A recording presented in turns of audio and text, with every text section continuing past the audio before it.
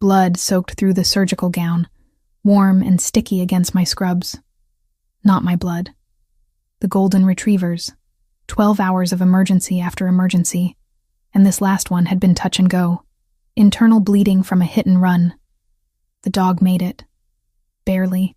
I stripped off the gown and tossed it in the biohazard bin, my hands shaking from exhaustion and adrenaline crash. 2:17 in the morning.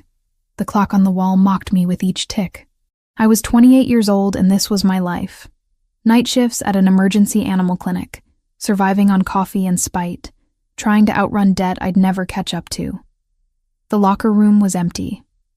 Everyone else had gone home hours ago. I changed out of my scrubs, pulled on jeans and a sweater that smelled faintly of antiseptic no matter how many times I washed it. My reflection in the mirror looked hollow. Dark circles under green eyes, hair pulled back in a messy bun. I looked older than I was. Felt it too. The parking lot was a lake. Rain hammered down so hard I could barely see my car through the glass doors. Of course, because tonight hadn't been brutal already. I pulled my jacket tighter and ran for it. Water soaked through my shoes in seconds. The cold bit at my ankles as I fumbled with my keys, hands clumsy with fatigue. My ancient Honda sat alone in the far corner where I always parked it, away from the nice cars, away from the risk of door dings I couldn't afford to fix. The envelope. God, the envelope. It sat on my passenger seat where I'd left it this morning. Red. Bright crimson red with final notice printed across the front. Rent was due 3 days ago. My landlord had been patient until he wasn't. And the student loan payment I'd deferred twice already. The interest compounding, drowning me slowly. I started the engine. The wipers fought a losing battle against the downpour. Visibility was maybe 10 feet. Maybe. But I lived 20 minutes away, and every minute I sat here was another minute I wasn't in bed, wasn't unconscious, wasn't thinking about the golden retriever's owner crying while I operated, or the stack of bills on my kitchen counter, or the fact that both my parents were dead, and I was completely alone in this. The streets were abandoned. Just me and the rain, and the red glare of traffic lights reflecting off wet asphalt. I should have called an Uber, should have waited it out. But I was so tired. Tired of being careful. Tired of being responsible. Tired of everything. The light ahead turned yellow. I slowed. My brain felt stuffed with cotton. Thoughts moving through molasses. The envelope crinkled as I shifted in my seat. $1,200 for rent. $300 for the loan payment. Not counting groceries or gas or the phone bill or... The SUV appeared out of nowhere. Black. Massive. Just sitting there in the middle of the intersection, even though the light was green now. No brake lights, no signal, nothing. Just stopped. I slammed the brakes. My tires screamed against wet pavement. The Honda fishtailed. I felt that sick lurch in my stomach, the certainty of impact, the complete loss of control. Metal crunched, glass shattered. My head snapped forward and back. The airbag exploded into my face with the smell of chemicals and powder. Then silence. Just the rain drumming on the roof and the hiss of my destroyed radiator. I sat there stunned, breathing hard, tasting blood where I'd bitten my tongue. My hands were still locked on the steering wheel, knuckles white. The airbag deflated slowly, leaving my face stinging. The SUV hadn't moved. I'd hit it square in the rear bumper. My entire front end was crumpled like paper. Oh God. Oh God, oh God, oh God. I fumbled for my seatbelt with numb fingers. The door wouldn't open. Jammed. I had to throw my shoulder against it twice before it gave way. Rain soaked me instantly as I stumbled out onto the street. "I'm so sorry," I called out, my voice cracking. "I didn't see you, the rain, I'm so..." The driver's door of the SUV opened. A man stepped out. Tall, maybe 6'2". Dark suit despite the hour, despite the weather. No umbrella. He stood in the downpour like it wasn't even happening, water streaming down his face, his dark hair slicked back. Then I saw his eyes. Light brown, almost amber in the streetlight. Cold, assessing. The kind of eyes that saw everything and forgot nothing. Behind him, Another vehicle materialized from the darkness. I hadn't even noticed it. Another black SUV. Men emerged, 3 of them, also in suits, also moving with that peculiar grace that said they were used to violence. Ice flooded my veins.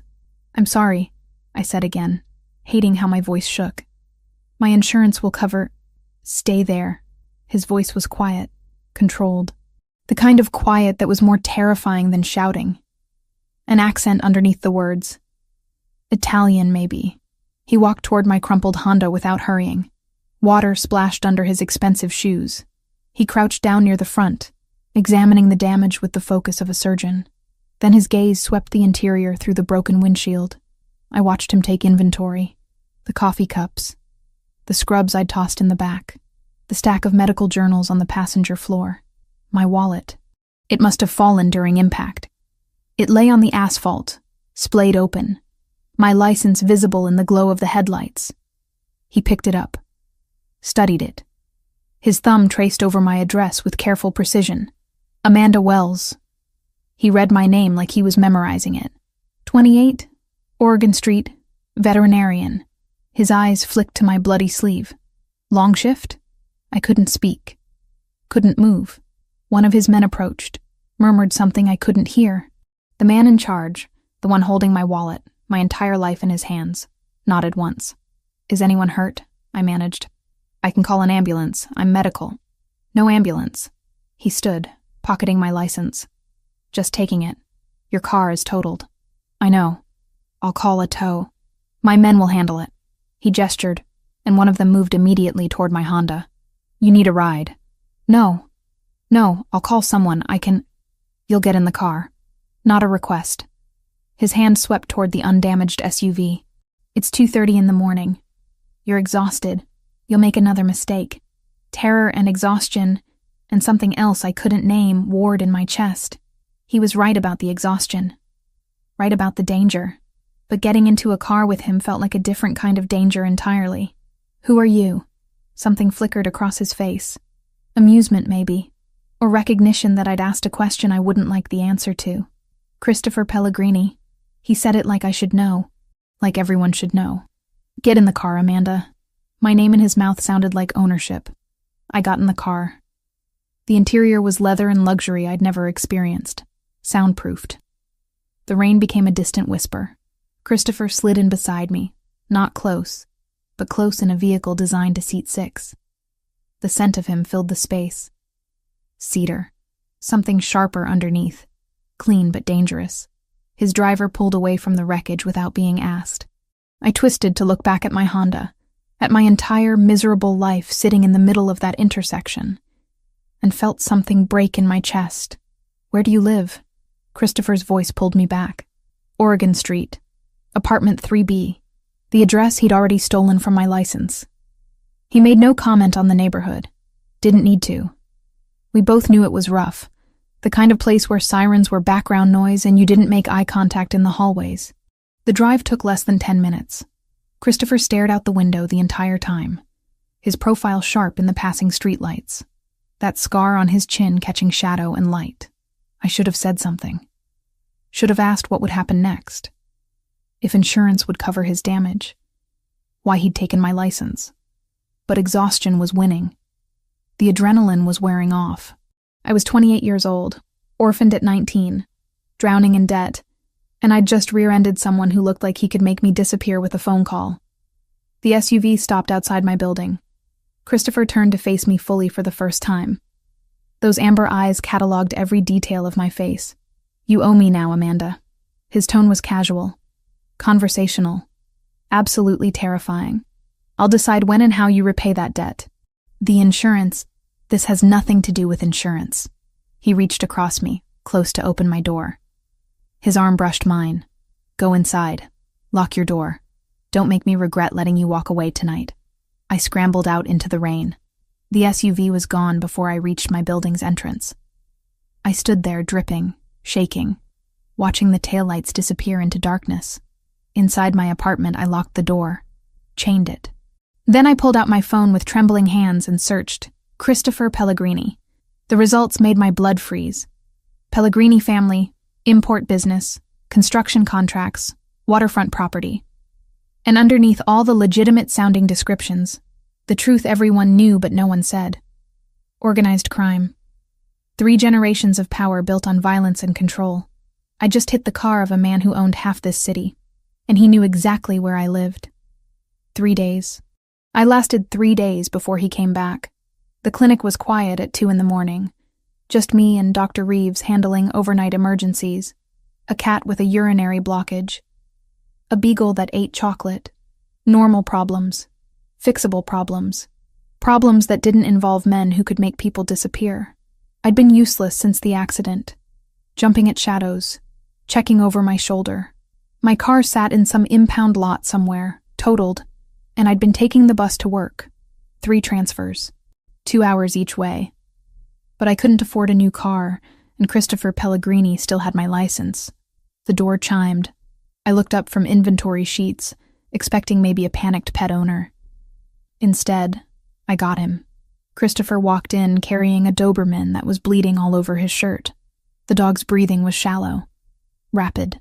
Its eyes rolled back in pain. Blood matted the black fur along its ribcage. Back room. Now. His voice had that same controlled quiet, the kind that made disobeying impossible. I didn't think. Training kicked in. I grabbed a gurney and wheeled it over. The Doberman whimpered as Christopher laid it down with surprising gentleness. His hands came away red. What happened? I was already moving, rolling the dog into surgical prep, assessing vitals. Gunshot. 20 minutes ago. No police. No records. My hands froze on the stethoscope. I looked at him. Really looked. His white shirt was ruined. Blood spatter across his jaw. But his eyes were calm, expectant, like this was perfectly normal. I need to report gunshot wounds. It's protocol. You need to save my dog. He stepped closer, not threatening. Worse, certain. Everything else is negotiable. The Doberman's breathing hitched. Lung puncture, maybe. Internal bleeding, definitely. This animal would die if I stood here arguing. Wait outside. I'm staying. Of course he was. I prepped for surgery while trying to ignore the fact that a crime boss was watching me scrub in. The bullet had entered below the ribcage, missed major organs by centimeters. Lucky.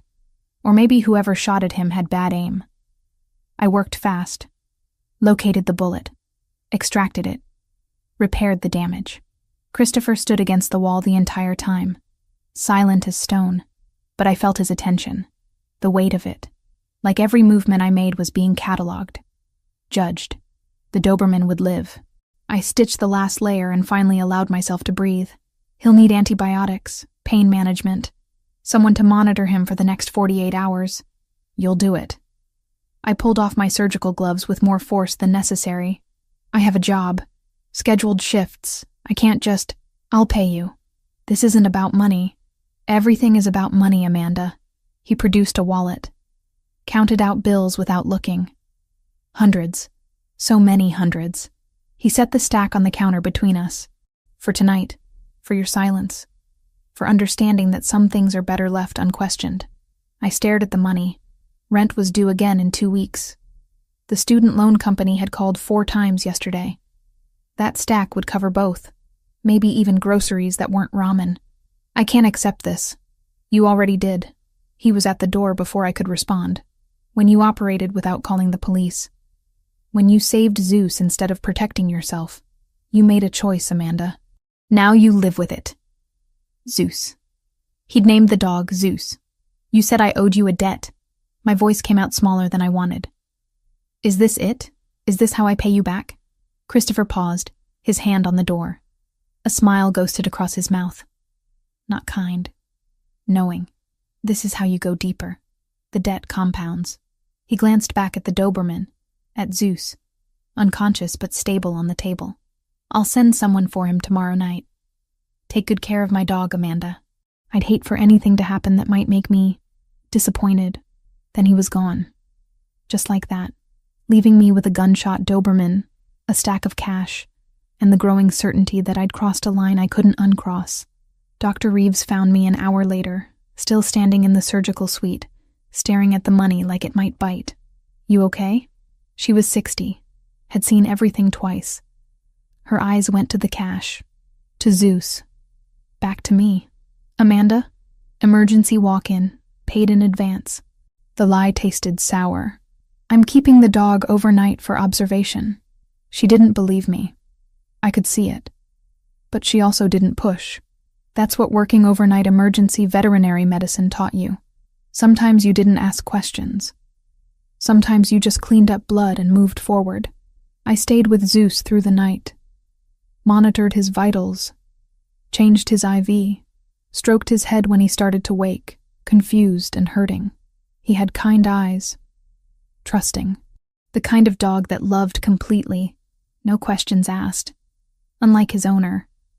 By morning, Zeus was stable, alert, even attempting to wag his tail when I brought food. I should have been relieved, should have called whoever Christopher sent to collect him and washed my hands of this entire situation. Instead, I counted the money, used half to pay my landlord, put the rest toward the minimum payment on my loans, the first payment I'd made on time in 6 months. It felt like signing a contract in blood. The car appeared the next morning. I walked out of my apartment building headed for the bus stop, and there it was. My Honda. Perfectly repaired. Better than repaired. The dent in the passenger door I'd been living with for a year? Gone. The cracked windshield? Replaced. New paint. New tires. A key sat on the dashboard, just sitting there, like it had always been mine. I stood on the sidewalk, staring. Pedestrians flowed around me. Morning traffic rumbled past. The world kept turning while mine tilted sideways.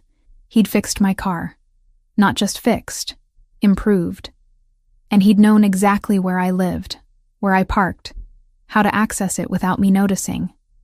There was no note, no message, just the car, and the understanding that I now owed him twice over. I drove to work in silence, hands shaking on the wheel.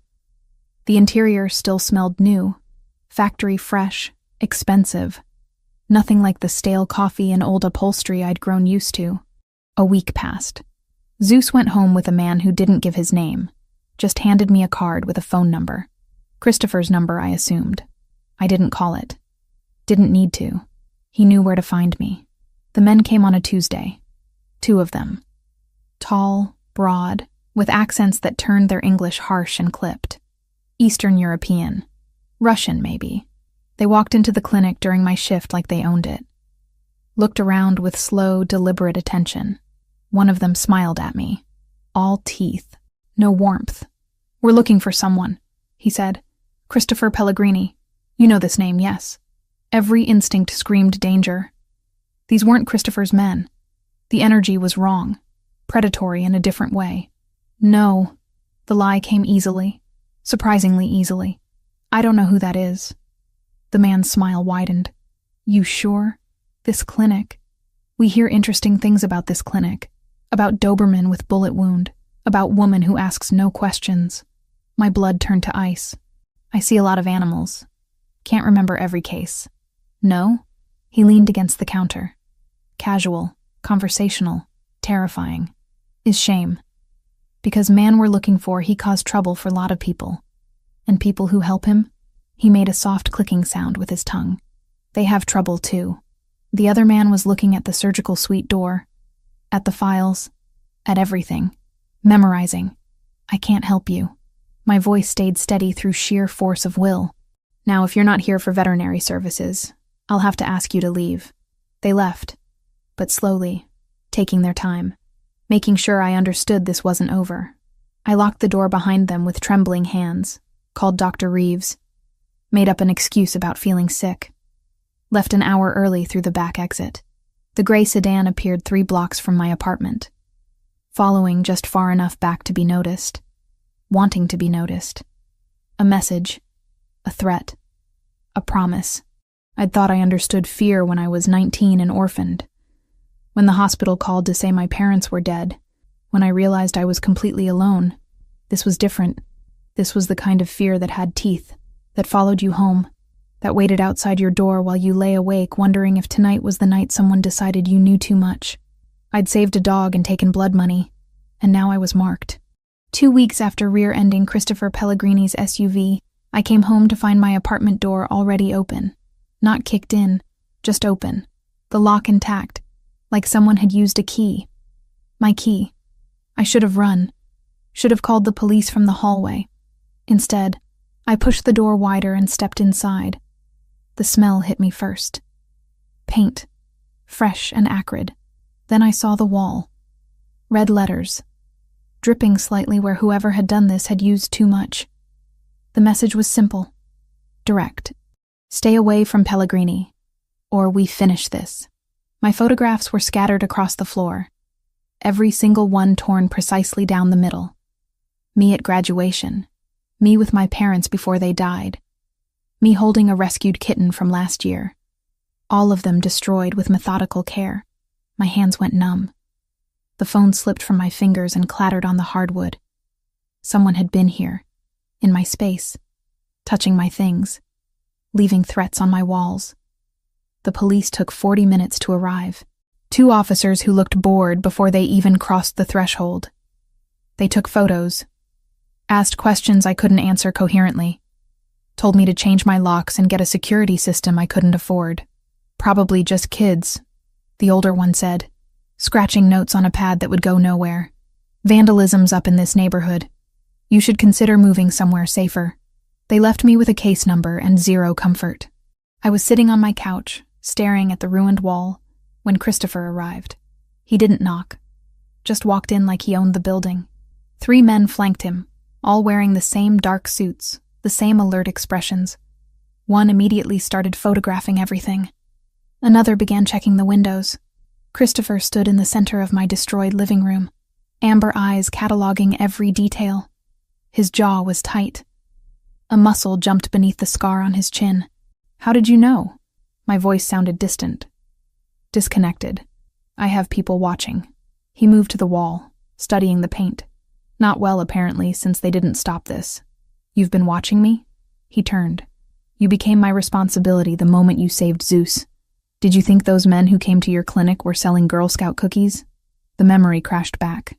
The Russians with their sharp smiles and sharper questions. The gray sedan that had followed me home. Bakiri. Christopher said the name like a curse. Albanian syndicate. They want territory I control. Have wanted it for 6 months. Your leverage now. A pressure point. I thought back to the men in the clinic. My sleep-starved brain had filed their vowels under Russian, maybe. I'd been wrong. Close enough to be dangerous. Wrong enough to miss how far this reached. Because I operated on your dog? Hysteria bubbled up. I'm a veterinarian. I'm nobody. I don't know anything about your business, about territories, about... You know me. He stepped closer. That's all that matters to them.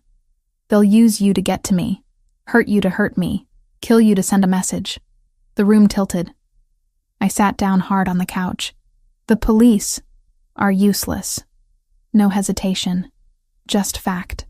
Bakiri own half the precincts in this city. The report you filed, it's already buried. The next morning I called the precinct with my case number. No record under that file, the clerk said after a too long pause. Internal Affairs never returned my email. By the end of the week, even the building camera request had gone missing. The message was clear. Whatever this was, I'd been erased before I finished spelling my name. Those officers who took your statement? They'll forget your name by morning. I looked at my shredded photographs. At the wall screaming threats in red paint. What am I supposed to do? Pack. Christopher gestured to one of his men. You have 2 hours. Essentials only. You're moving. Moving where? Somewhere safe. Somewhere they can't reach you.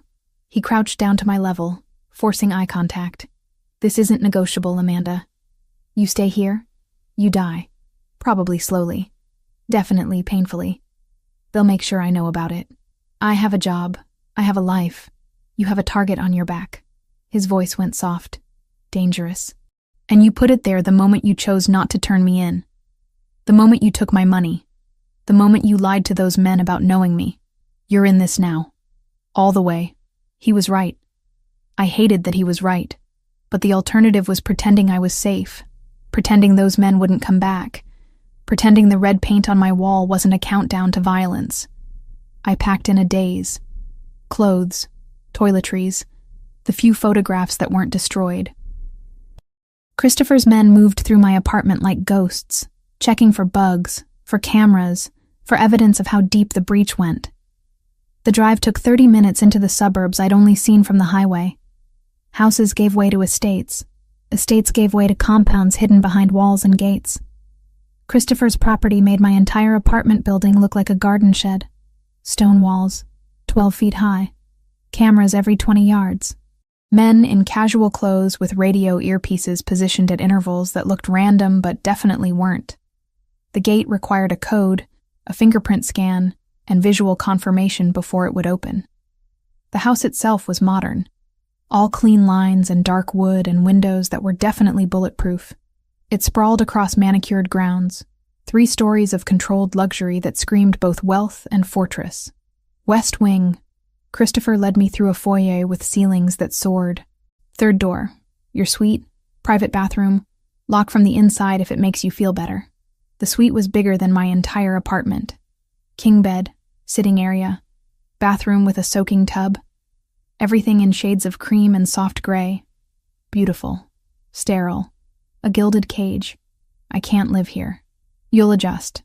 Christopher set my bag down. Rules are simple. You don't leave without escort. You don't tell anyone where you are.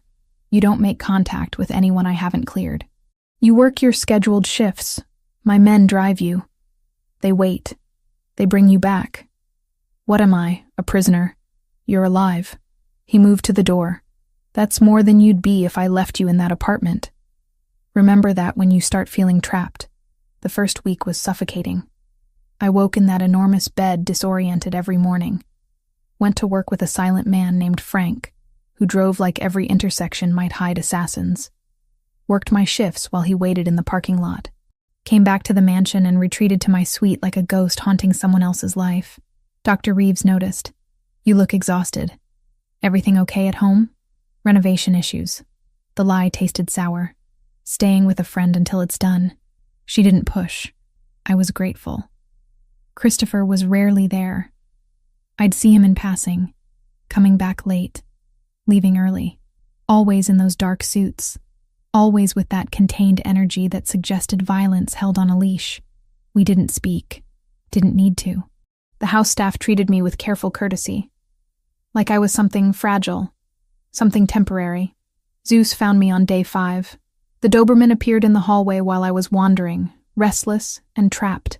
He limped slightly still, healing from the gunshot wound I'd repaired, but his tail wagged when he saw me. Recognition. Joy. I sat down on the marble floor and he came immediately, pressing his head against my chest. I buried my fingers in his fur and finally, let myself cry. For my destroyed apartment. For the life I'd lost.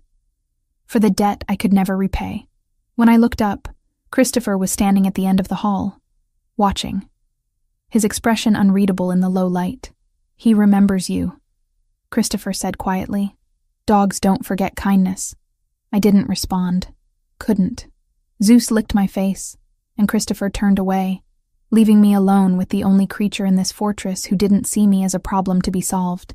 1 month into living at Christopher's estate, I'd learned the architecture of his life through sounds and silence, the low rumble of engines arriving at odd hours, murmured conversations in rooms I wasn't invited to enter, the particular cadence of his footsteps on marble floors.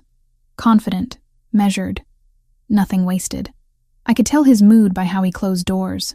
Soft clicks meant control intact. Slams meant something had gone wrong in his world of shadows and violence. I learned he preferred whiskey, not the cheap stuff I'd bought on sale. Crystal decanters filled with amber liquid that probably cost more than my entire liquor cabinet had. He drank it neat. No ice, no water, just burning clarity in a glass he'd hold for minutes before actually drinking. I learned he read constantly. Books in what I eventually confirmed was Italian. Leather-bound volumes he'd touch with reverence, he showed nothing else. He'd sit in the library with Zeus at his feet, completely absorbed. And in those moments, he looked younger, less like a man carrying the weight of blood and legacy. I learned he barely slept. Some nights I'd wake at 3 a.m. and see light bleeding under his study door. Other nights I'd hear him pacing, back and forth, the rhythm of a caged predator trying to remember what freedom felt like. Once, around 4 a.m, I heard him shout, not at anyone, just a raw sound torn from somewhere deep. Nightmares, maybe, or the past refusing to stay buried. I lay in my enormous bed, staring at the ceiling, wondering what demons chased a man like Christopher Pellegrini through darkness. We never spoke about it. That was our unspoken agreement. He didn't ask why I sometimes took showers at 2 a.m. just to cry where no one could hear. I didn't ask what made him scream into emptiness. We existed in parallel universes under the same roof. Zeus became my lifeline. The Doberman followed me everywhere when I was home. Kitchen, where staff prepared meals I barely touched. Library, where I'd lose myself in books that weren't mine. Gardens where security cameras tracked my every movement. But at least I could feel sky overhead. Zeus didn't care about debts or danger, or the fact that I was essentially a prisoner in paradise. He just pressed his massive head against my leg and asked for attention with those soulful eyes. I'd sit on the ground and let him lean his full weight into me, and for those moments I felt less alone. Christopher noticed. He always noticed everything.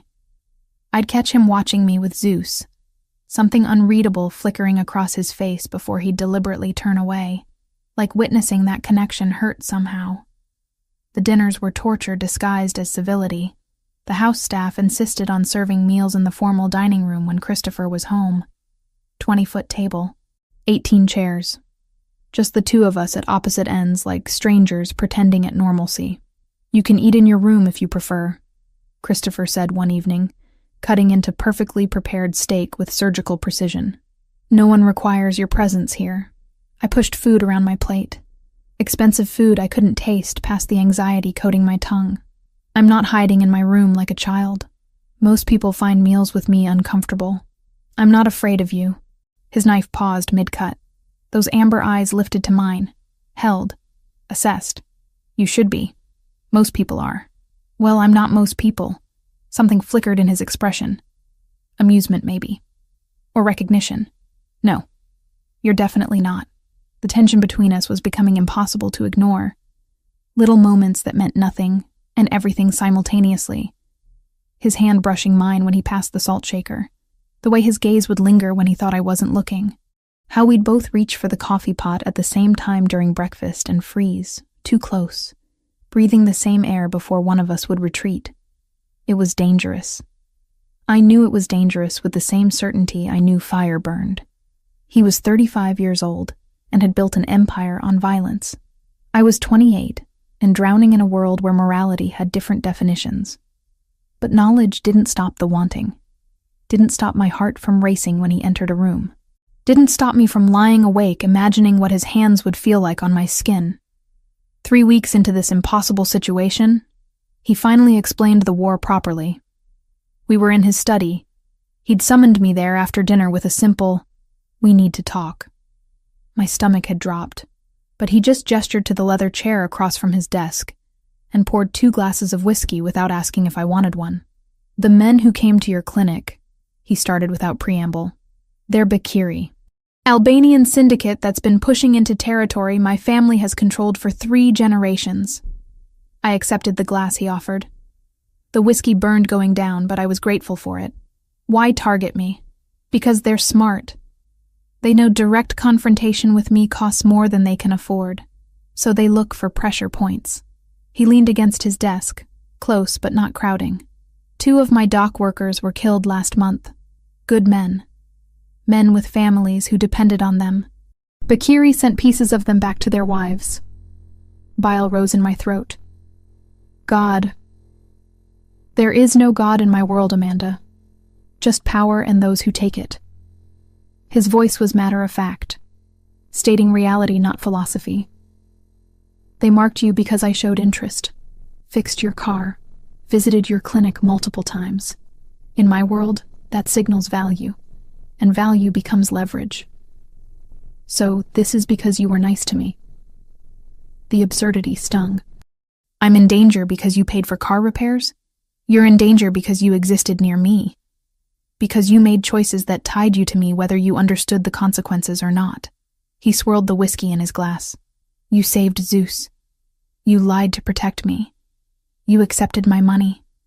Each choice was a thread weaving you deeper into this web. Then cut me loose. My voice came out smaller than I wanted. Let me go back to my life. I'll tell them I don't know you. I'll disappear.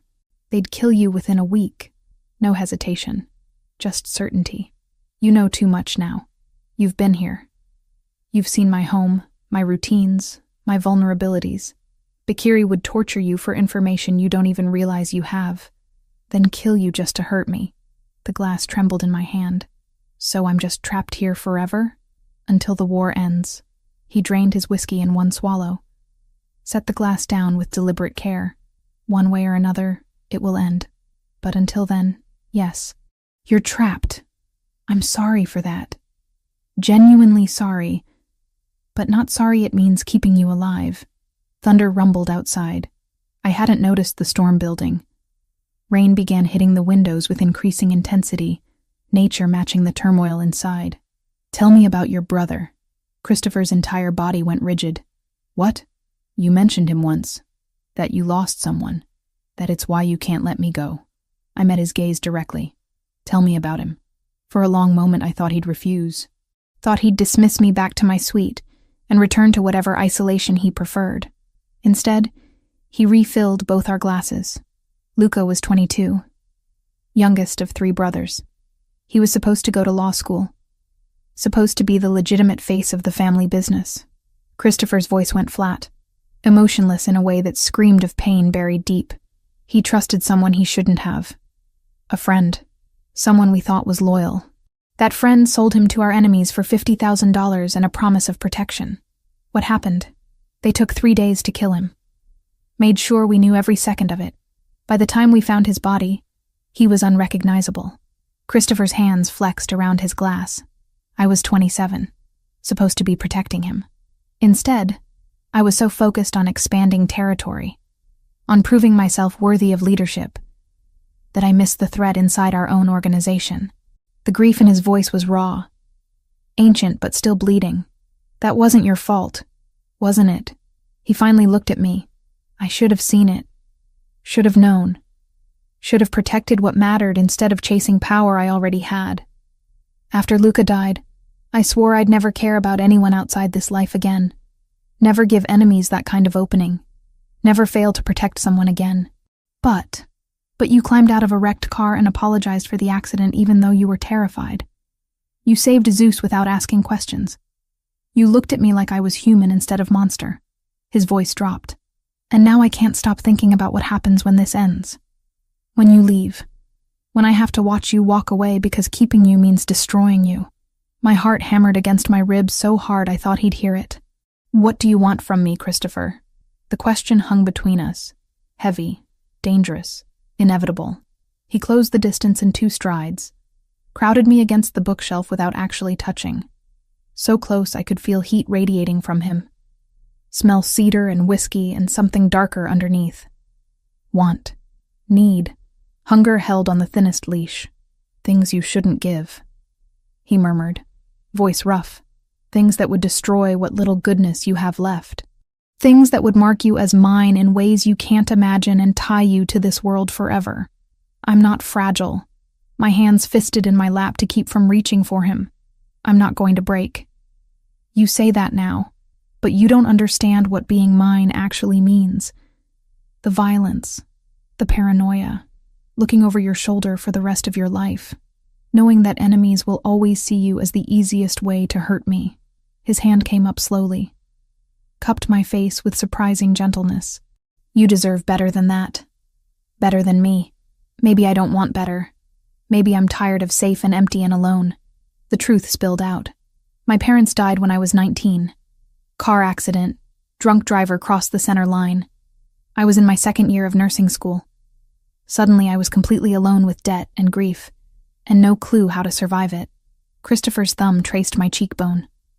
Barely touching. Devastating anyway. I've been surviving ever since. Just surviving.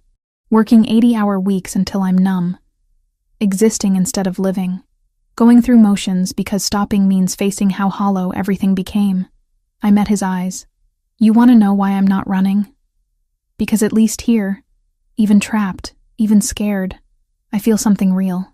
Even if it's wrong, even if it ends badly, at least I'm not just surviving anymore. Amanda. My name in his mouth sounded like prayer and curse combined. Tell me you don't feel this too. Tell me I'm imagining it and I'll go back to my room and we can pretend this conversation never happened. I can't. His forehead pressed against mine. God help me, I can't. He kissed me like a man drowning, like I was air and salvation and damnation all at once. Soft at first, questioning, then deeper when I responded, my hands finally giving in and fisting in his shirt, pulling him closer, closing any distance remaining between us. He tasted like whiskey and want and decisions we'd both regret. His hand stayed gentle on my face even as the kiss turned desperate, like he was terrified of breaking me, like I was something precious instead of just another complication in his complicated world. When we finally pulled apart, we were both breathing hard. His hands were shaking slightly where they held my face. Mine were trembling where they gripped his shirt. This is a mistake, he whispered against my lips. Probably the worst one I've ever made. You deserve someone who can give you a normal life, who can take you to dinner without checking for snipers, who doesn't wake up screaming from nightmares about the people he's killed. What if I don't want normal? I challenged. What if I want real instead of safe? This is as real as it gets, Amanda. He stepped back, creating distance that felt like abandonment. And that's exactly why we can't do this. Because I will ruin you. I will pull you so deep into darkness that you'll forget what light looks like. And when enemies inevitably come for you, when they hurt you to hurt me, I'll have to live with knowing I caused it. Christopher, go to bed. His voice went cold, controlled, the vulnerability slamming shut behind walls I couldn't breach. We'll pretend this didn't happen. It's better that way. He walked out of his own study, left me there pressed against his bookshelf, lips still tingling, heart still racing. Completely wrecked by a kiss we both knew shouldn't have happened but felt more right than anything in my life. Zeus found me 10 minutes later. The Doberman pressed his weight against my legs, offering comfort without judgment or complications. I slid down to the floor and buried my face in his fur. Outside, the storm raged. Inside, something fundamental had shifted between Christopher and me. We'd crossed a line we couldn't uncross, acknowledged feelings that should have stayed buried. And I knew with absolute certainty that everything was about to get infinitely more complicated, because you can't unknow how someone tastes. Can't unfeel the desperation in their touch. Can't pretend you don't want something with every fiber of your being, even when you know it will probably destroy you. 6 weeks after moving into Christopher's fortress, I stopped feeling like a guest and started feeling like an inmate. The gilded cage was still a cage no matter how comfortable the bars. I was leaving the clinic at 3 a.m. when everything went wrong. Frank was driving. Same route we always took. Same silent professionalism he always maintained. I was half asleep in the back seat, my head resting against the window, thinking about the chocolate lab I'd just operated on. Bloat. We'd caught it in time. The dog would live. I didn't see the first vehicle until it was too late. Black sedan, no plates. It came out of nowhere and slammed into Frank's side of the SUV. The impact threw me sideways. My seatbelt locked painfully across my chest.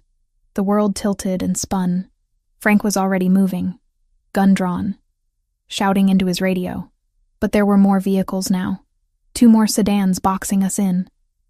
Men emerging with weapons that looked military-grade even to my untrained eye. Then Christopher's voice crackled through the radio. He was close. He'd been following in a second vehicle I hadn't known about. Always watching. Always there. The passenger door flew open. Christopher grabbed my arm and hauled me out. His other hand held a gun I'd never seen him carry before. Bigger than I expected. Heavier looking. Stay behind me. Do not move. Do not run. Gunfire erupted. The sound was nothing like movies. Sharper. More violent. It echoed off buildings and car metal and made my ears ring instantly. Christopher fired back. Calm. Methodical. Like this was a Tuesday. Frank was shooting from cover. 2 more of Christopher's men appeared from the follow car. The ambush became a firefight in the middle of an empty avenue. I couldn't breathe. Couldn't think. My veterinary training was screaming about taking cover, about getting small, about protecting vital organs. But my body was frozen. One of the attackers broke from cover, ran toward us. Christopher didn't hesitate. 2 shots, center mass. The man dropped like his strings had been cut. That's when I saw his face. Young, maybe 25. Eyes wide with shock and pain. Blood spreading across his shirt in an obscene bloom of red. Christopher moved forward, stood over him. The man was gasping, trying to speak, begging maybe. I couldn't hear over the ringing in my ears and the continued gunfire. Christopher fired once more, point blank. The man stopped moving. I threw up, right there on the asphalt, bent over and heaved until there was nothing left. The firefight ended as suddenly as it started. 4 bodies on the ground. 1 vehicle speeding away into darkness. Sirens in the distance, but Christopher's men were already moving, clearing the scene with practiced efficiency. Amanda. Christopher's hand on my back. We need to go. Now. I let him guide me into another vehicle. Couldn't look at him. Couldn't look at anything except my hands shaking in my lap. There was blood on my shoes, not mine. Splatter from when he'd executed that man 3 feet away from me. The drive back to the estate was silent. Christopher kept glancing at me. I felt his attention but couldn't meet his eyes. Couldn't reconcile the man who'd kissed me in his study with the man who'd just killed someone with the same detachment I used putting down suffering animals. Except that man hadn't been suffering. He'd been begging. And Christopher had ended him anyway. Inside the mansion, Christopher dismissed his men with curt orders. Then he turned to me. Blood spatter on his neck, his shirt torn, a wound bleeding through the fabric at his ribs that he was completely ignoring. You're hurt, I heard myself say, veterinarian instincts kicking in past the shock. It's nothing. You're bleeding. Amanda, sit down. I pointed at the nearest chair. My voice came out steadier than I felt. Let me see it. He sat, pulled his shirt off without ceremony. The wound was a graze along his left ribs. Bullet had carved a furrow through skin and muscle. Not deep, but bleeding steadily. I fetched supplies from the medical kit I knew was in every room of this paranoid fortress. My hands shook as I cleaned the wound. Christopher watched me the entire time. Silent. Assessing. Say it. He finally murmured. Say what? Whatever you're thinking. That I'm a monster. That you want to leave. That you can't look at me without seeing those men die. I pressed too hard with the antiseptic. He didn't flinch. You executed him. My voice cracked. He was down. He was done. You could have just left him. He would have talked. Given descriptions. License plates. Everything Bakiri needed to trace us back here. So you killed him? Yes. No apology. No justification beyond cold practicality. Just, yes. I'm a veterinarian. I started wrapping gauze around his torso. I'm used to blood. I've euthanized animals. I understand ending suffering. But that's not what you did. You killed him to protect yourself. To protect me. And you didn't even hesitate. No, I didn't. His hand caught my wrist. Gentle but firm. Because in my world, hesitation gets you killed. Gets the people you care about killed. That man and his friends came to kidnap you. To hurt you. To use you against me. I didn't show mercy because they wouldn't have shown you any. So I'm just supposed to accept that? Accept that people die because of me? People die because of their choices. They chose to come after what's mine. I chose to protect it. His eyes burned into mine. If you want to hate me for that, hate me. But don't pretend you'd rather I'd let them take you. I finished bandaging him in silence. Packed away the supplies. Washed my hands 3 times, trying to scrub away the feeling of his blood under my fingernails. I need space, I said without looking at him. No. Excuse me? You're not leaving my sight until I know Bakiri isn't sending a second team. He stood, muscles flexing under the fresh bandage. You stay in the main house tonight. Guest room next to my bedroom. Guards outside both doors. I'm not a prisoner. Tonight you are. No anger in his voice. Just finality. Because I'm not risking you. Not after they got that close. I wanted to argue. Wanted to scream at him that he didn't own me. Couldn't control me. couldn't just dictate my life, but the truth was, he could. He did. And we both knew it. The guest room was as luxurious as everything else in this house. I sat on the edge of the bed, still wearing my scrubs, still smelling like antiseptic and gunpowder. Zeus found me there 20 minutes later, pushed his way past the guard, and immediately pressed against my legs. I buried my face in his fur and let myself break. Sobbed into his neck while he stood perfectly still, absorbing my grief and terror like he'd been trained for it. 3 days passed. Christopher increased security to suffocating levels. 4 guards now instead of 2. Routes to the clinic changed daily. Frank had a black eye but insisted he was fine. I stopped asking questions. Christopher's men treated me differently after the ambush. Before, I'd been a complication. Now I saw something else in their eyes. Respect, maybe. Or pity. I'd been blooded. Initiated into the violence they lived with daily. On the 4th day, Christopher called a meeting in his study. 6 men attended. I wasn't invited, but I heard them through the walls. Raised voices, accusations. Someone questioning whether I was worth the risk. Vincent Grimaldi. I'd met him once. Christopher's right-hand man. 40 years old. Cold eyes. Colder demeanor. She's a liability. Vincent's voice carried clearly. Bakiri knows about her. They'll keep coming. How many men do we lose before you admit this is about your ego? Not strategy. Careful. Christopher's voice went deadly quiet. I'm saying what everyone's thinking. You made her a target by showing interest. Now you're weakening our position trying to protect her, send her away, cut her loose, end this. Silence. Then a crash. Something hitting a wall. More voices. Orders barked. When the study door opened, Vincent stormed out, his face twisted with barely controlled rage. He saw me standing in the hallway. His expression promised violence before he walked away. Christopher appeared in the doorway. Blood on his knuckles. Fresh split across Vincent's cheekbone would be my guess. He's wrong, Christopher said. About you being a liability. Is he? I challenged. Because from where I'm standing, people are dying. Your men are getting hurt. All because you fixed my car and I saved your dog. From where I'm standing, you're the first real thing I've had in 15 years. He closed the distance between us. So yes, I'll burn this entire operation down before I let them touch you. Call it ego if you want. Call it weakness. I call it the only thing that makes me feel human anymore. My heart hammered against my ribs.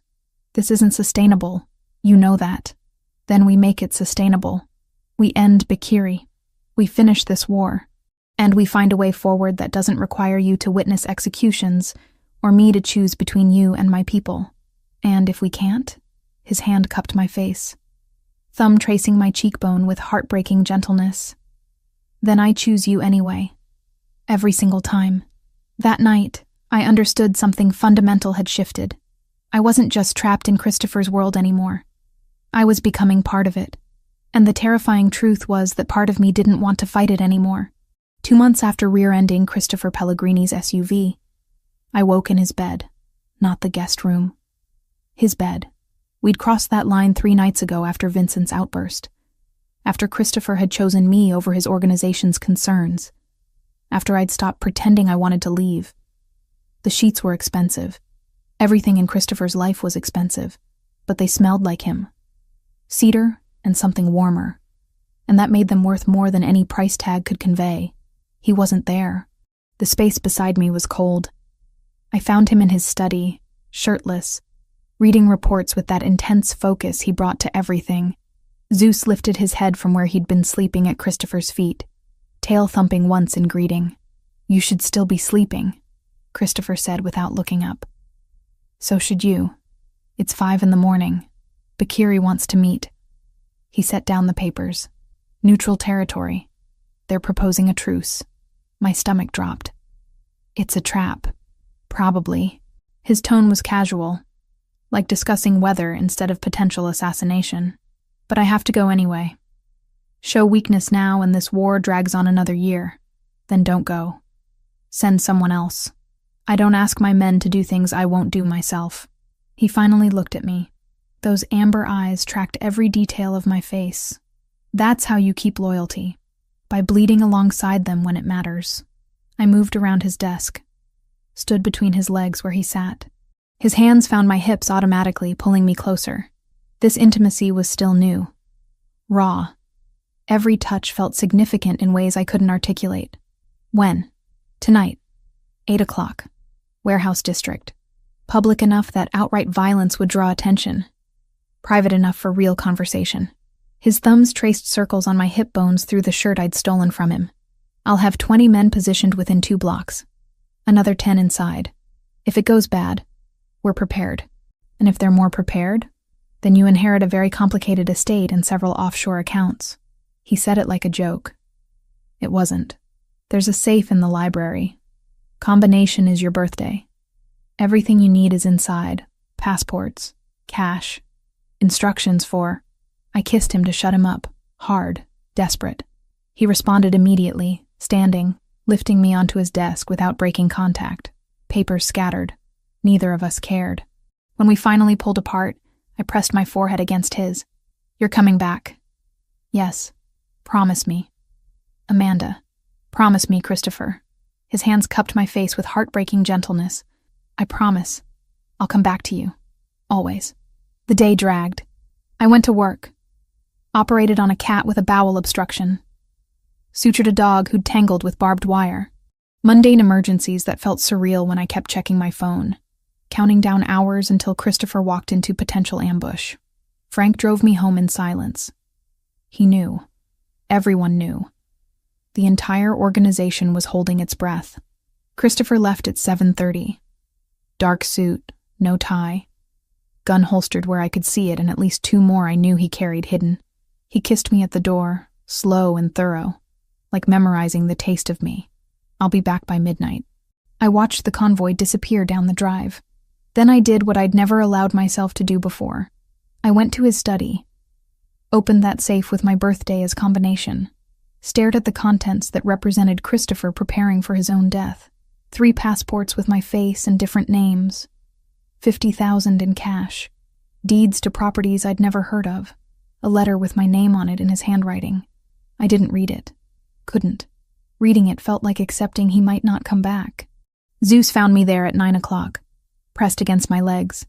We sat on the floor together, him with his head in my lap, me counting minutes and praying to gods I'd stopped believing in when my parents died. The convoy returned at 11:47. I heard the engines. Ran to the window, counted vehicles, all of them accounted for. Christopher emerged from the lead SUV, whole, alive, scanning the grounds with that perpetual vigilance before his eyes found me in the window. The relief almost knocked me over. He came inside, dismissed his men with curt orders, found me standing in the foyer, shaking, tears streaming down my face that I hadn't realized I was crying. Hey, he crossed to me in 3 strides, pulled me against him. I'm here. I'm okay. I promised, didn't I? I hit his chest. Once. Hard. Don't ever do that again. Can't promise that. Then take me with you next time. I'd rather die beside you than wait here wondering if you're already dead. Something in his expression cracked. He kissed me. Fierce. Claiming. Then swept me up and carried me upstairs like I weighed nothing. We made love differently that night. Not the desperate collision of our first times. Slower. More intentional.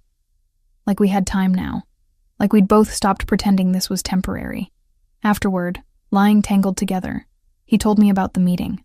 Bakiri offered 50-50 split of the port operations. They keep their routes. We keep ours. Peaceful coexistence. What did you say? No. I offered them $2 million to leave entirely. Compensation for whatever investments they'd made. Clean break. They refused? They countered with $3 million and maintained presence. I walked away. His fingers traced patterns on my spine. This doesn't end with compromise. It ends with one of us controlling everything, or both of us destroying each other trying. So we're back where we started. Not quite. He shifted to look at me. They're nervous. Bakiri himself looked older than his file photos. Tired. This war is costing him more than he expected. He'll either escalate soon or fold. We just need to survive whichever choice he makes. I pressed closer to him. Tell me something true. Something you've never told anyone else. Christopher was quiet for so long, I thought he wouldn't answer. Then, my father used to beat my mother. Every night he drank, which was most nights. She'd hide us in the basement. Me, Luca, our older brother Antonio. We'd hear it through the floorboards. The sounds, her crying after. My heart broke. Christopher. When I was 12, I tried to stop him. He broke 3 of my ribs and told me real men don't cry. Antonio was 15. He went after him with a kitchen knife. Father took it away, used it on him instead. Antonio survived, but he was never the same after. Left the family at 18. I haven't seen him in 20 years. That's why you became this. I touched his face, to never feel powerless again. That's why I became a monster. There's a difference. His eyes held mine. I'm not a good man, Amanda. I've killed people who probably didn't deserve it. I've hurt families, destroyed lives, built an empire on suffering I tell myself is necessary, but probably isn't. And yet you rescued animals with Zeus. You protect people under your command. You've never once made me feel unsafe even when I should. Because you're different. How? Because you make me want to be the man I might have been if my father hadn't beaten humanity out of me. He pulled me closer. You make me remember what softness feels like, what trust means, what it's like to care about something more than survival and power. I kissed his jaw, his chin, that scar I'd memorized. Tell me something else. Like what?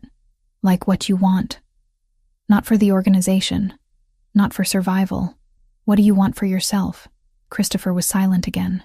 Then, I want to watch you work in a clinic that's yours. Not the emergency place where you're overworked and underpaid. Your own space. Built exactly how you want it. I want to come home to you every night and not wonder if someone's going to use you to hurt me. I want normal, even though I've never had it and don't know what it looks like. Tears pricked my eyes. That's the most romantic thing anyone's ever said to me. It's not romantic. It's selfish.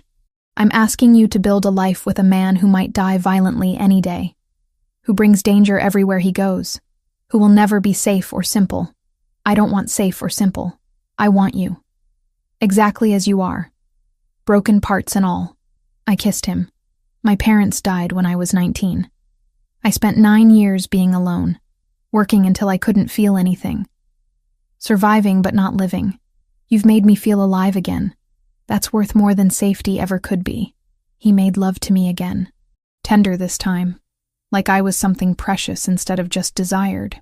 And somewhere between heartbeats and gasped breaths and whispered promises, I understood we'd crossed a threshold we couldn't return from. I was his, and he was mine. And whatever came next, we'd face it together. The clinic felt different that night. 3 months after rear-ending Christopher's SUV, 3 months of living in his fortress, and I was suffocating under layers of protection that felt more like burial. I need space, I told him over breakfast. Just a few hours at work without guards hovering, without feeling watched every second. Christopher's jaw tightened. That scar on his chin caught morning light through the windows. No, I'm not asking permission. I'm telling you I can't breathe. My hands shook around my coffee mug. I love you. I've accepted this life, but I need to feel like myself for one night, like a veterinarian. Not your possession. The word landed between us like a grenade. His eyes went dark. Dangerous. But underneath I saw something else. Understanding. Because he'd been caged too, just in different ways. Frank wasn't an option. His doctor had benched him after the concussion, and Christopher refused to pull Rafe off a port run. Vincent volunteered before I could argue. All clipped efficiency and a promise I was too tired to interrogate. I'll keep her in sight, boss. Vincent escorts you. He stays within sight. You don't leave the clinic. 4 hours maximum. He stood, came around the table, tilted my chin up with one finger. And you wear this. He fastened something around my neck. Small pendant. GPS tracker disguised as jewelry. Non-negotiable. I should have argued. Should have recognized the wrongness of Vincent specifically. But I was so desperate for freedom that I missed every warning sign. Vincent drove in silence. He'd barely spoken to me since that fight with Christopher weeks ago, since Christopher had chosen me over organizational concerns. The resentment radiated off him in waves I was too relieved to properly register. The clinic was busy. Saturday night emergencies. A cat who'd eaten lilies, dog with bloat, rabbit with GI stasis, normal problems, fixable problems, problems that had nothing to do with gunfights or territorial wars, or men who killed without hesitation. I lost myself in work, operated on the dog, stabilized the cat, tube-fed the rabbit. For 4 blessed hours, I was Dr. Amanda Wells again, instead of Christopher Pellegrini's weakness. Vincent waited in the parking lot. I saw him through the windows occasionally, leaning against the SUV, on his phone, not watching the perimeter like Frank would have, not scanning for threats with that perpetual vigilance Christopher's men usually maintained. My shift ended at 11. I walked out the back exit, medical bag in hand, already dreading the return to beautiful imprisonment. The parking lot was empty except for Vincent's SUV, and a white van I didn't recognize parked 3 spaces away. Vincent pushed off from the vehicle. Ready? Something in his tone was wrong. Too casual, too relaxed. But I was tired, and my guard was down and I didn't process it fast enough. The van doors slid open. 3 men emerged, moving fast, professional. One grabbed me from behind before I could scream. Arm across my throat, hand over my mouth. My medical bag hit the asphalt. I fought, kicked backward, connected with someone's shin, bit down hard on the hand covering my mouth, tasted blood. A sharp pain exploded across the back of my head and everything went sideways. When I could focus again, I was zip-tied to a chair in darkness. Concrete floor, metal walls, the smell of rust and ocean salt. Warehouse, port district maybe. My head throbbed where they'd hit me. Blood dripped down my neck. The pendant Christopher had given me was gone. They'd ripped it off. He'd be tracking empty pavement right now. Vincent walked in. No surprise on his face, no concern, just cold assessment. You knew. My voice came out raw. You set this up.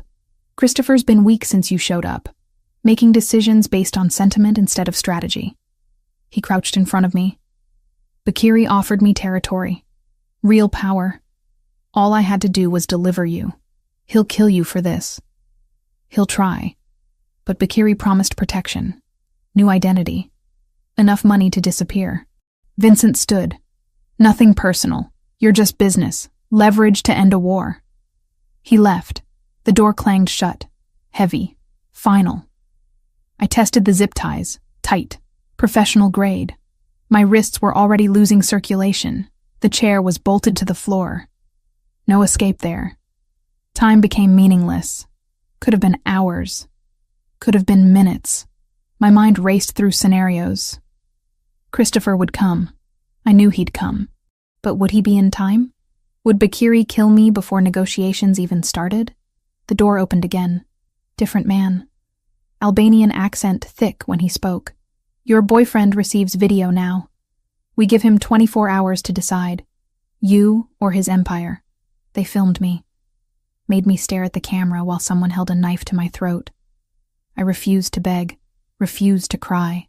If Christopher saw this, I wanted him to see strength, not fear. After they left, I forced myself to think. Veterinarian training. What did I know? Anatomy, physiology, chemical compounds, tools, my medical bag. They'd taken it but not searched it thoroughly. It sat in the corner. If I could reach it, if I could find something sharp, something useful. Hours passed. A guard came in. Young, maybe 25. He had a dog with him. German shepherd limping badly, whimpering with each step. Hurt? I asked in the gentlest voice I could manage. The guard looked at me. Suspicious.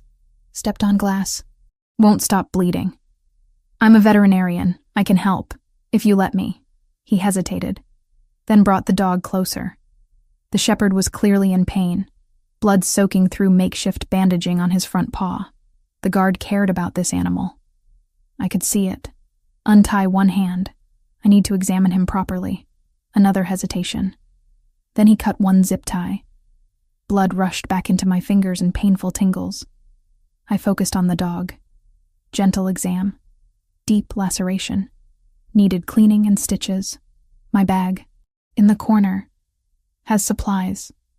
He retrieved it. I worked slowly. Cleaned the wound. Numbed it with local anesthetic from my emergency kit. Stitched carefully while the dog stayed remarkably still, trusting. The guard watched every movement. "You're good with him," he said quietly. "All animals deserve care, even in bad situations." I tied off the final stitch, bandaged properly. "Keep it clean. Change the dressing daily. He'll heal." The guard looked at me differently after that. Not friendly, but not quite enemy either. He didn't retie my hand. Just left, taking the dog with him. I waited until his footsteps faded, then moved fast. Found what I needed in my bag. Scalpel blades. Small. Sharp. Hidden in the lining where they hadn't looked carefully. The remaining zip tie came off in minutes. My ankles took longer, but finally I was free. The warehouse was massive. Rusted. Multiple levels. I could hear men talking somewhere above me. At least 4 distinct voices. Maybe more. No way to fight through them. No phone to call for help. I found a corner. Made myself small. And waited. Because I knew Christopher. Knew he wouldn't negotiate. He'd come with violence and fury and every resource at his disposal. The attack began at 4:17 in the morning. I knew the time because someone shouted it when the first explosion rocked the building. Gunfire erupted, screaming. Chaos.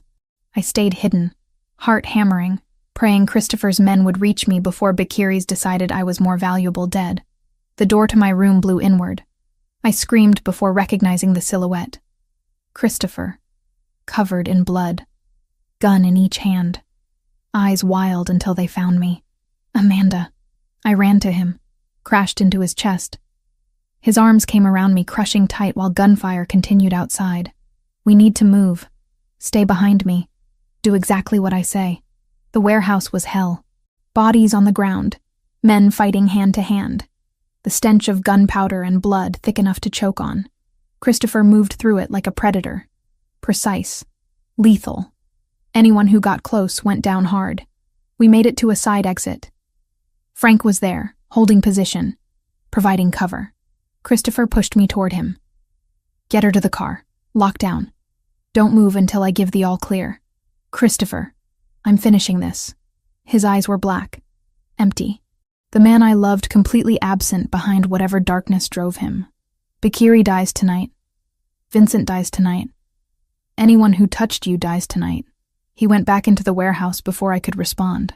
I heard the gunfire intensify. Heard someone screaming. Heard that sharp crack that meant executions, not combat. Frank got me to an armored SUV. Made me lie on the floor. Waited. 20 minutes later, Christopher emerged, covered in more blood, dragging Vincent by the collar.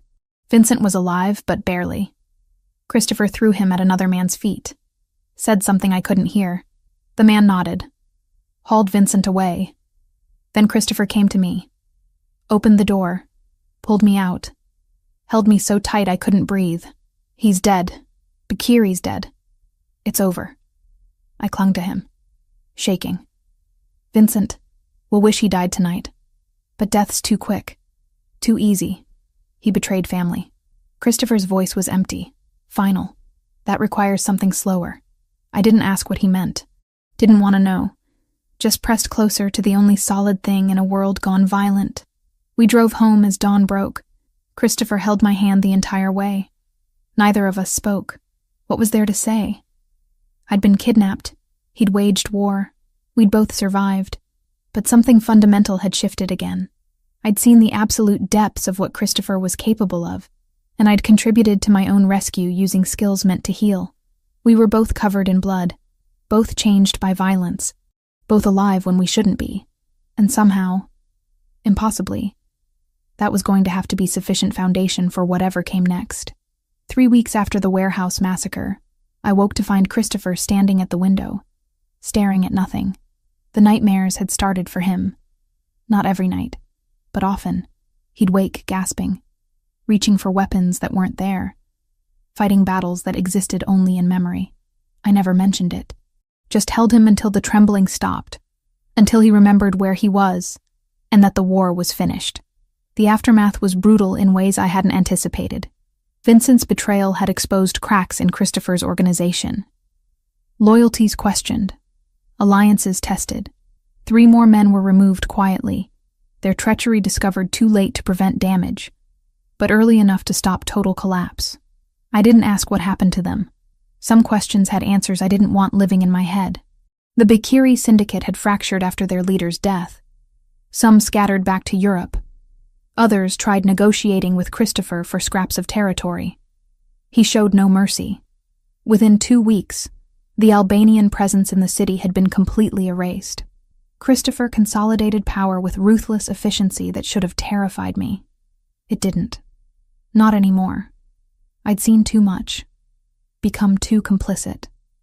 Crossed too many lines to pretend moral superiority. But the physical recovery was easier than the psychological. My wrists healed where zip ties had cut circulation. The concussion faded. Bruises yellowed and disappeared. My body returned to normal while my mind struggled to reconcile who I'd been with who I was becoming. Christopher never left my side those first weeks. Canceled meetings, delegated responsibilities, just stayed. We didn't talk much, didn't need to. His presence was enough. Solid. Real. Proof that we'd both survived. On the 3-week anniversary of my kidnapping, I made a decision. I'm going back to work. Christopher looked up from his breakfast, studied me with those amber eyes that saw too much. You sure? I need to feel useful, normal, like myself again. I reached across the table, took his hand. I can't stay locked in this house waiting for the next threat. That's not living. That's just existing. He nodded slowly. Security stays. Frank drives you. 2 guards minimum. Non-negotiable. I know. I did know. Would always know. This was the price of loving him. But I need this. Please. Then you'll have it. His thumb traced my knuckles. But not the emergency clinic. Somewhere else. Christopher. I bought the building on Maple Street. 3,000 square feet. Zoned for veterinary practice. It's yours. Set it up however you want. Hire who you need. I'll fund everything. I stared at him. You bought me a clinic? I bought you freedom. Within limits. Within protection. But freedom. He stood. Came around the table. Crouched beside my chair. You've given up everything for me. Your independence. Your safety. Your entire life. Let me give you something back. Let me give you the career you deserve. Tears blurred my vision. That's the second most romantic thing you've ever said to me. What was the first? That you'd burn your empire for me. His hand cupped my face. I would. I will. If it ever comes to that choice again, you win. Every single time. 3 months later, I stood in my clinic. My clinic. With my name on the door. Dr. Amanda Wells, DVM. Specializing in emergency care and rescue rehabilitation. The space was exactly what I'd imagined. Modern equipment, surgical suite that rivaled hospitals, comfortable waiting area, office where I could actually do paperwork without feeling like I was suffocating in someone else's space. Christopher had spared no expense, but he'd also respected every choice I'd made. Hadn't tried controlling the design or hiring, just provided resources and stepped back. I hired 3 technicians and a receptionist. Good people with solid experience who didn't ask too many questions about why 2 armed guards were always present. The neighborhood learned quickly that this veterinarian had protection. No one bothered us. No one dared. The work saved me. Saved us. Gave me purpose beyond being Christopher Pellegrini's weakness. I was a veterinarian again. Healing animals. Saving lives. Making a difference in ways that had nothing to do with organized crime. Christopher would visit sometimes. Usually late. After his own work finished. He'd sit in my office and watch me do paperwork. Zeus at his feet. Content just being near me.